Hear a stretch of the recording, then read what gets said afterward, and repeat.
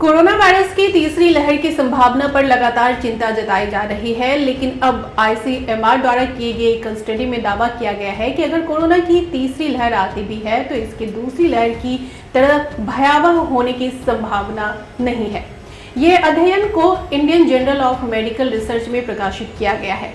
इस स्टडी में कहा गया है कि वैक्सीन संक्रमण की गंभीरता से 60% तक सुरक्षा देती है। अगले कुछ दिनों तक भारत में बड़ी मात्रा में लोगों का टीकाकरण किया जाए तो अगली लहर में उतना प्रबल होने की संभावना नहीं है। इसे लेकर एम्स दिल्ली के चीफ डॉक्टर रणदीप गुलेरिया ने भी शनिवार को कहा कि कोविड संक्रमण की तीसरी लहर के दूसरी लहर जितनी गंभीर होने की आशंका नहीं है। हालांकि उन्होंने वायरस और उसके वेरिएंट को कमतर नहीं आंकने के खिलाफ आगाह भी किया। खासकर अधिक आक्रामक वेरिएंट के मामले में एम्स प्रमुख ने कहा कि हमें तीसरी लहर से निपटने के लिए दूसरी लहर से सीखने की जरूरत है। डॉक्टर गुलेरिया ने कहा कि तीसरी लहर दूसरी लहर की तुलना में अधिक गंभीर होगी या नहीं, इस पर अभी बहुत बहस चल रही है, लेकिन उनका मानना है कि बाद की लहर यानी तीसरी लहर दूसरी लहर जितनी गंभीर नहीं होगी। मीडिया रिपोर्ट्स के मुताबिक 40% आबादी ने दूसरी लहर के 3 महीनों के अंदर दोनों खुराक ले ली है। इसमें कहा गया है कि टीकाकरण का प्रभाव संक्रमण की गंभीरता को 60% तक कम करने के लिए है। इससे ये दिखता है कि संभावित तीसरी लहर के दौरान टीकाकरण गंभीरता को काफी हद तक कम कर सकता है। बता दें कि कोरोना की दूसरी लहर ने पहली की तुलना में भारत के अंदर खूब तबाही मचाई। एम्स चीफ सहित कई एक्सपर्ट्स ने ये कहा कि सितंबर-अक्टूबर माह में भारत में कोरोना वायरस की तीसरी लहर आ सकती है।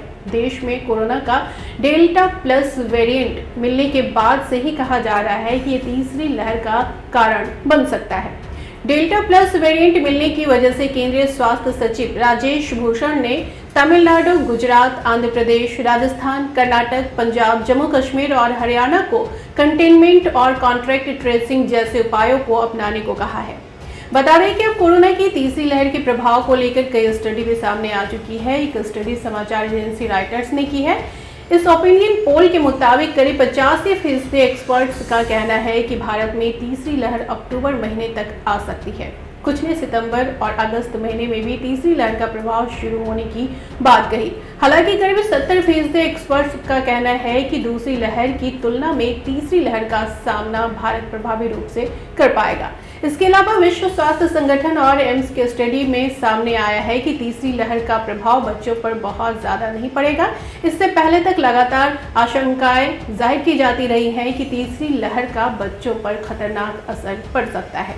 वहीं महाराष्ट्र सरकार की कोविड टास्क फोर्स ने कोरोना लहर के वक्त को लेकर कुछ अलग भविष्यवाणी की है। डेल्टा प्लस वेरिएंट का जिक्र करते हुए कहा गया है कि राज्य में कोरोना की तीसरी लहर का पीक काफी ज्यादा घातक हो सकता है।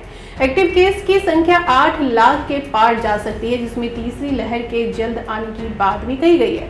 खैर, जो भी हो, हमें इसके लिए पूरी तरह से तैयार रहने की जरूरत है। तैयारी है, वैक्सीन जरूर लें, मास्क लगाए रखें, सामाजिक दूरी का पालन भी अपने दिमाग से न जाने दें। साथ ही साफ सफाई का जरूर ख्याल रखें। ऐसा करने से हम कोरोना से बचे रह सकते हैं।